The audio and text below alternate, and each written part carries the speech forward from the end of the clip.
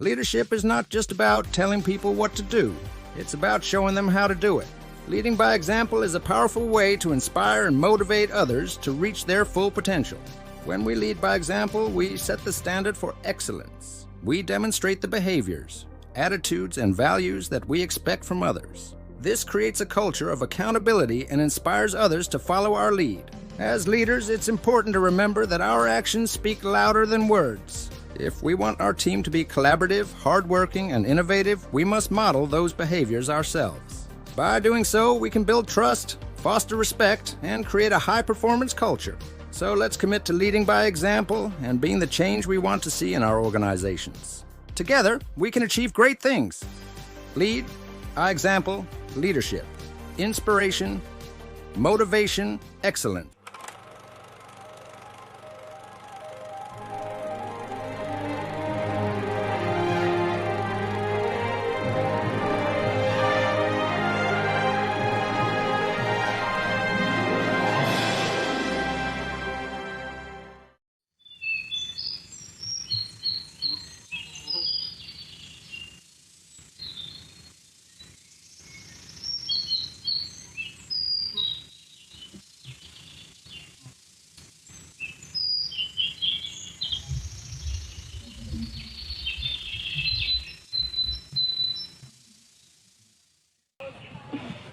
So, team, what's the status on the current project? But with clarification on the deadline.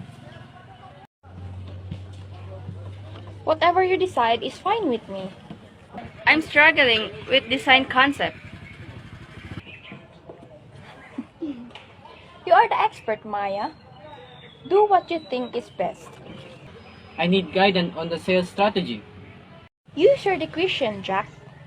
You know the client best.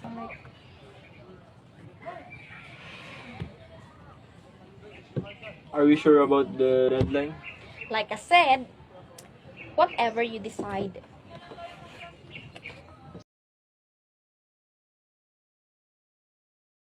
What would happen if leaders took a step back, allowed their team to take the reins and make their own decisions? How would that impact a team's performance, creativity, and overall success? Welcome to the exploration of laissez-faire leadership, a style marked by its minimal interference and maximum freedom for team members. Picture, if you will, a team of seasoned professionals, each an expert in their field. The leader of this team doesn't micromanage or dictate every step. Instead, they step back, providing the space for each member to apply their expertise, to innovate, and to explore new ideas. This is the strength of laissez-faire leadership. It fosters an environment where creativity thrives and innovation is commonplace. Consider the tech giant Google. Known for its culture of innovation, Google famously implemented a policy where employees could spend 20% of their time on personal projects. This laissez-faire approach led to the development of some of Google's most successful products, like Gmail and AdSense. However, this leadership style is not without its weaknesses. In a laissez-faire leadership setup, without clear guidance or direction, team members may find themselves in a sea of uncertainty. They might struggle to prioritize tasks or to understand how to achieve their goals effectively. The result could be confusion, inefficiency, and a lack of cohesion within the team. Another potential pitfall of laissez-faire leadership is a lack of accountability. With minimal oversight, team members might not feel the weight of responsibility for their actions or outcomes. This could lead to missed deadlines, subpar work, or a failure to meet objectives. To illustrate, imagine a startup company where everyone is encouraged to work on what they believe is important, with no clear direction from the top. While this freedom might initially lead to a burst of creativity, over time, it could result in a lack of focus, missed deadlines, and ultimately, a failure to deliver a viable product. So what have we discovered about laissez-faire leadership? It's a style that can foster creativity and innovation by empowering team members to take the reins. However, without clear guidance and accountability, it can lead to confusion, inefficiency, and a lack of responsibility. It's a leadership style that, like all others, has its place. It requires a careful balance, a knowledgeable team, and a keen understanding of when to step in and provide direction. In the world of leadership, there is no one-size-fits-all approach. It's all about understanding the strengths and weaknesses of each style and applying them effectively in the right context. And that, dear listeners, is the art and science of leadership. Laissez-faire leadership, also known as delegative leadership, is a hands-off approach where leaders provide minimal guidance and allow team members to make their own decisions. In this style, leaders act as facilitators, offering support and resources when needed, but otherwise, stepping back, trusting the team to work independently. In this style of leadership, team members are expected to be self motivated, disciplined, and capable of working without constant supervision.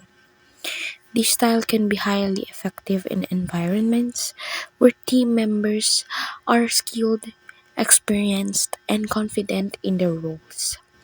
For example, in creative industries or research fields, laissez-faire leadership can encourage innovation and autonomy by giving people the freedom to experiment and pursue ideas independently. However, this style of leadership can represent or present challenges if the team lacks direction or if members are not self motivated.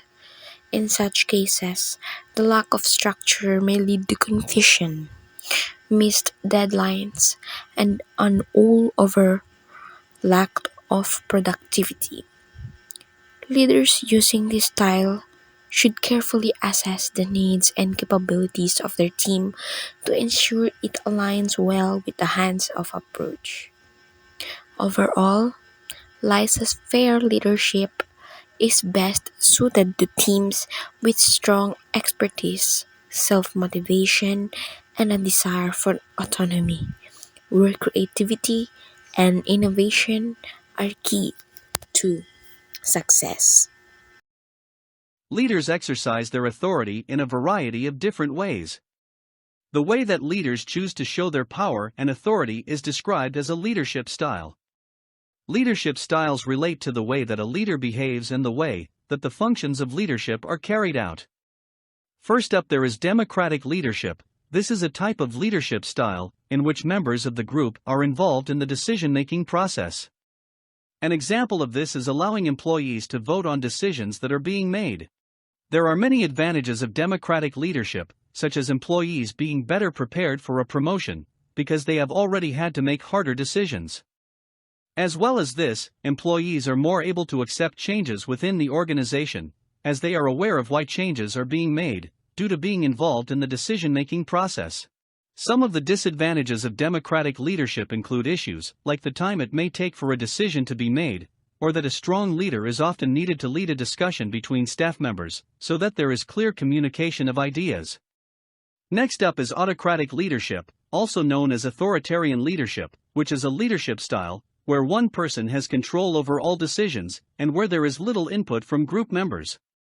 Autocratic leaders typically make choices based on their ideas and judgments and rarely accept advice from employees in the organization. Some of the advantages of autocratic leadership styles include that decisions can be made quickly due to managers making all the decisions.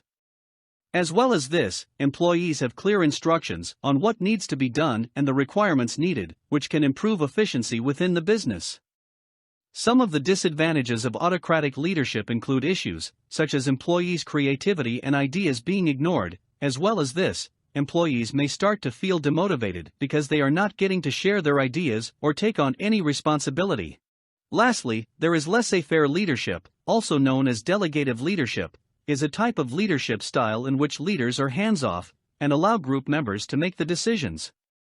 Researchers have found that this is generally the leadership style that leads to the lowest productivity among employees and is often ineffective. Some of the advantages of laissez-faire leadership are that employees are likely to feel empowered and motivated by the responsibility being given to them. As well as this, it increases the chances of innovation if employees feel confident and are not being micromanaged. Some of the disadvantages of laissez-faire leadership include issues such as employees feeling under pressure, if they are not being supported when having to make important decisions.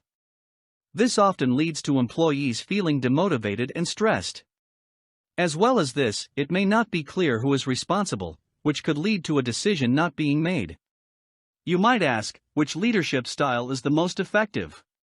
This answer usually depends on the type of business. For example, a business that is trying to survive and needs to make quick decisions is likely to need an autocratic leader. However, a lot of businesses are moving towards a more democratic approach to leadership. This is due to increased competition in most industries, meaning that businesses need to be innovative when making key decisions.